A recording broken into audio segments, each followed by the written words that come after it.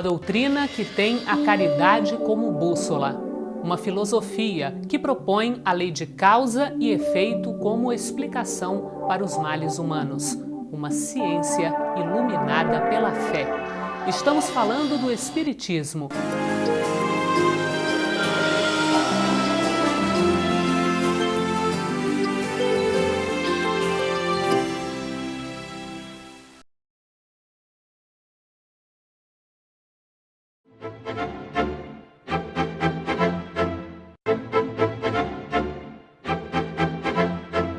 Você é a favor do aborto?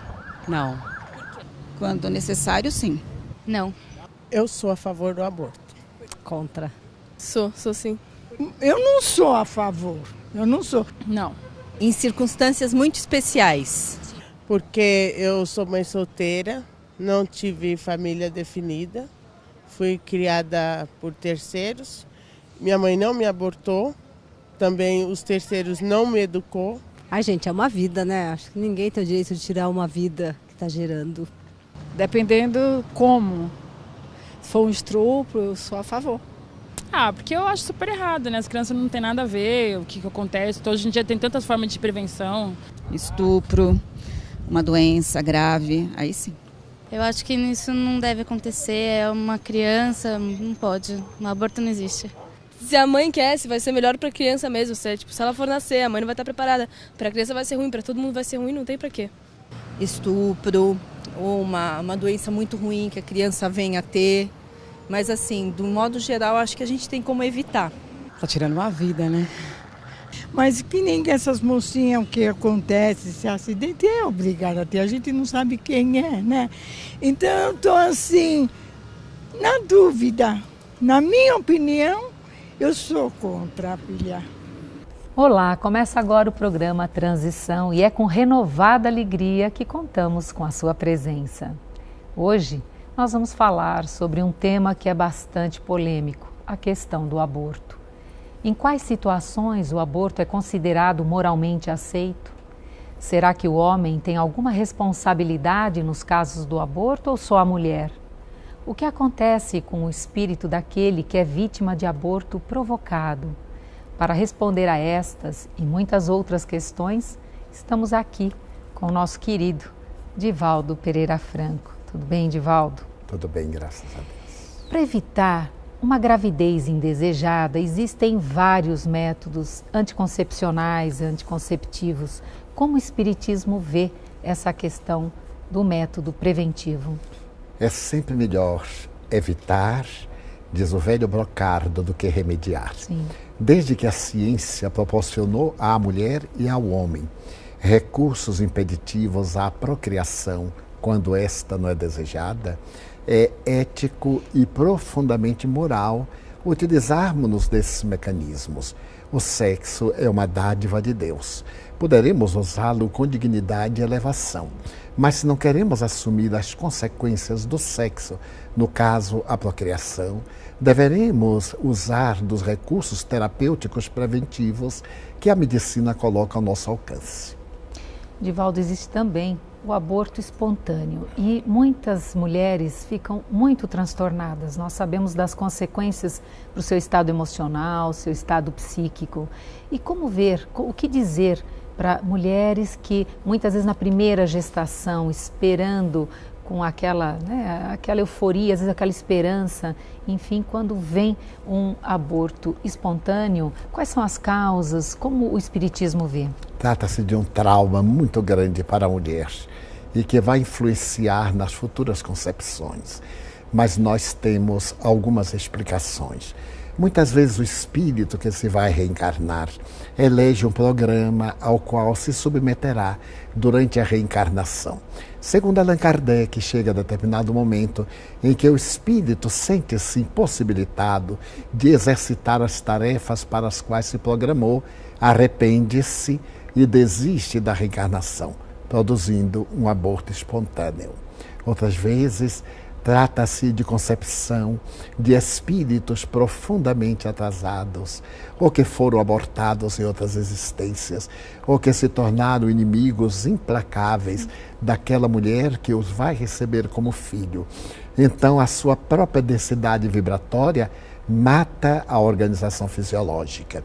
Poderemos dizer a essas mães que tenham paciência, que perseverem, que superem aquele período de dor e preparem-se, porque invariavelmente vem uma segunda gestação. E aquele espírito, se era muito bem intencionado, ele retorna e ela vai ter a grande felicidade de tornar-se mãe. O Espiritismo e muitas outras religiões, Divaldo, condenam o aborto, a prática do aborto provocado. Qual é o efeito moral na questão quando as pessoas fazem um aborto provocado? O aborto provocado é um crime hediondo. Acima de tudo, um crime covarde, porque vai interromper a vida de alguém que não se pode defender. É programado nas trevas da consciência, ora que se sente culpada, ora que quer desforçar-se do ser que a fecundou e que a abandonou em situação deplorável ante os códigos da sociedade, ou que a deixou no momento de dificuldade. Outra vez, porque a pessoa simplesmente não deseja a maternidade. Então, trata-se de um crime hediondo. Não somos autores da vida, não temos o direito, portanto, de interrompê-la. Há apenas, dentro dos códigos éticos da vida espiritual, um motivo que pode justificar o aborto provocado. Quando a vida da gestante está em perigo.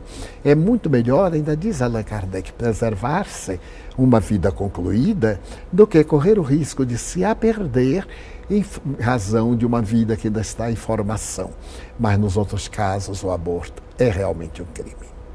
Divaldo, em todos os países só não é legalizado o aborto na América Latina, na África e nos países muçulmanos. Então, os chamados países do primeiro mundo, todos eles autorizam o aborto. O que pensar sobre isso? Que houve um grande desenvolvimento de natureza intelectual, mas não de natureza moral. Porque desses países também ainda vige, em algum deles, a pena de morte. Sim. A eutanásia vigem ali. E está mais do que provado que a pena de morte não diminui a incidência do crime. No entanto, há uma ânsia de querer matar, de desforçar-se. Nesse aborto liberado, nós vemos a leviandade de algumas autoridades que fazem a regulamentação da vida, desrespeitando-a na sua origem. Por que abortar se a pessoa pode evitar o nascimento? E se não deseja, existem instituições que aceitam a criança, mas muitas vezes transtornada, ou por futilidade, ou por amor ao corpo, que não quer que mude as suas linhas e formas, a mulher opta pelo aborto criminoso, adquirindo uma grande dívida perante a consciência cósmica. Divaldo, no jornal Washington Post foi feita uma pesquisa dizendo que no Brasil, ocorrem 36 abortos a cada 1.000 mulheres. E na China, onde o aborto é legalizado, onde o aborto é permitido, são 38 abortos para cada 1.000 mulheres. Por que razão? Existe alguma causa, alguma razão espiritual para que as brasileiras estejam praticando tantos abortos? Não. É que a mulher brasileira, neste momento, graças às facilidades sexuais, à volúpia do prazer do sexo e às facilidades com que se realizam abortos criminosos em todo lugar, optam pela facilidade de se verem livres o mais rápido possível. Por outro lado, a desinformação permite que adolescentes de 11 anos, em nosso centro médico, temos recebido meninas grávidas com 11 anos de idade. 11 anos de volta. E que se tornam mães nessa faixa de idade. Uma verdadeira aberração. Porque foram praticar sexo, ainda se está com o organismo preparado. Sim. Por curiosidade, por falta de informação ou de informações incorretas. Então, por consequência, muitas outras mulheres já mais experientes, jovens, mais maduras, concebem e matam com a maior naturalidade, porque não se acreditam culpadas deste terrível flagelo que se impõe a si mesmas, porque os espíritos abortados não as perdoam. Este é um problema muito grave. Era a minha próxima pergunta, né? E aí nós vemos a sua sintonia. A próxima pergunta é essa, Divaldo. O que acontece?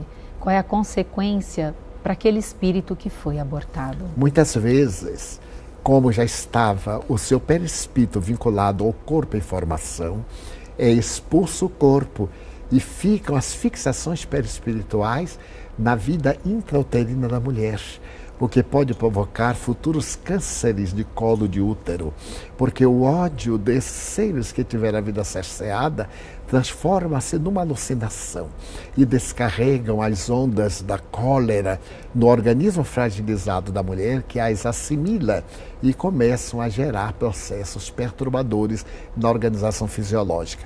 Outras vezes, eles as seguem até aguardar o momento em que tem qualquer problemática e nessa perturbação levam aos transtornos graves da depressão. Outras vezes, da esquizofrenia aparente, sendo transtornos de natureza mediúnica, transtornos obsessivos. Eu compreendo perfeitamente isto, porque eu sou o 13º filho de uma família modesta. Meu irmão, 5 anos depois que nasceu, era o último filho. Quando minha mãe, já nos primeiros sintomas da menopausa, sentiu a presença de algo estranho e foi ao médico. E o médico disse-lhe que era uma gravidez depauperada. Depois de 12 partos e 3 abortos espontâneos, o médico disse: Dona Ana, vamos abortar. A senhora já realizou a sua missão longamente. Ela disse: não, eu não aborto meu filho. Mas, Dona Ana, ele vai lhe matar. A senhora não tem resistência, estava debilitada.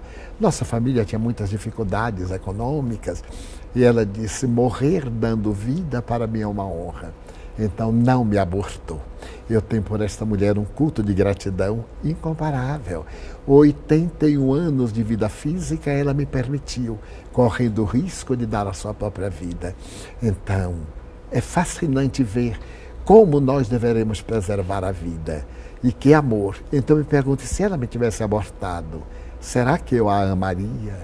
Não seria dominado, talvez, por sentimentos negativos, por mágoas, rancores e até mesmo pelo ódio, por sentir perdida esta chance que a divindade me desenhava? Então, aqueles que não têm uma evolução psicológica odeiam e geram obsessões das mais lamentáveis. Divaldo, e a responsabilidade do homem? Porque muito se foca na questão do aborto, se foca muito a mulher, se responsabiliza quando se fala, mas e o homem? Qual é a responsabilidade do homem na prática do aborto provocado? Até aí nós vemos o machismo perverso. Sempre a mulher é vítima. É vítima da fecundação não desejada, é vítima do abandono e ainda é vítima do conceito que ela que aborta. O covarde que a fecundou fica distante de qualquer punição social, legal, mas a divindade conhece-o. Ele não fugirá de si mesmo. Ele sabe que realizou um crime hediondo, mesmo quando ele não sabe que a mulher vai abortar. Mas ele sabe que a fecundou. Então ele tem o dever da paternidade, sim, que não pode ser deixado só para a mulher. Se ele procurou o sexo por uma necessidade momentânea, leviana, do prazer, da festa, da bebida, da droga, ele é responsável por aquela vida. O que acontecer àquela vida, ele é coparticipante na área das responsabilidades. Os espíritos são unânimes em dizer que a responsabilidade é da mulher e do homem, que a abandona. E também, Divaldo, alguns casos que têm chegado na minha prática profissional, às vezes os próprios pais, Divaldo, que quando você falou a respeito dos adolescentes que você se referiu anteriormente, alguns quadros que chegam, às vezes os próprios pais, como a filha é adolescente, eles também têm participado. O que dizer aos pais de adolescentes, independente da idade, mas dessa... Que eles são criminosos duplamente. Primeiro porque não educaram, não vigiaram, não atenderam às necessidades afetivas da filha, deixaram-na correr um risco desnecessário. E agora, para poder diminuir a culpa ou as consequências da sua invigilância levam para um crime muito maior. Eles são corresponsáveis, porque são como responsáveis intelectuais pelo infanticídio. Divaldo, estamos chegando ao final de mais um programa Transição. Uma alegria renovada com a sua presença. Muito obrigado. Obrigada pela sua companhia. O programa Transição, a visão espírita para um novo tempo, chega ao final. Hoje o tema foi sobre o aborto. Na próxima edição tem muito mais para você. Até lá!